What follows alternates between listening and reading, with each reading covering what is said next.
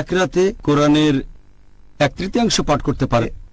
একজন সাহাবা বললেন, এক রাতে কোরআনের 1/3 পাঠ করা কিভাবে সম্ভব?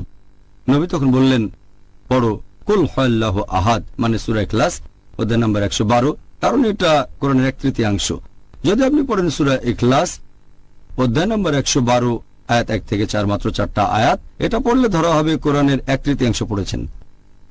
আরো একটা হাদিস আছে মাসনাদ আহমেদে, খণ্ড নম্বর 3, পৃষ্ঠা নাম্বার 437। এই হাদিসটাকে সহিহ বলেছেন শেখ আলবানী তার সিলসিলা আল সাহিহাতে, হাদিস নাম্বার 589। আমাদের প্রিয় নবী মুহাম্মদ সাল্লাল্লাহু আলাইহি ওয়াসাল্লাম বলেছেন, যদি কেউ পাঠ করে সূরা ইখলাস 10 বার, সে নিজের জন্য বেহেশতে একটা ঘর নির্মাণ করল। যদি কেউ পাঠ করে সূরা ইখলাস কুল হুয়াল্লাহু আহাদ 10 বার, তাহলে সে বেহেশতে একটা ঘর পাবে।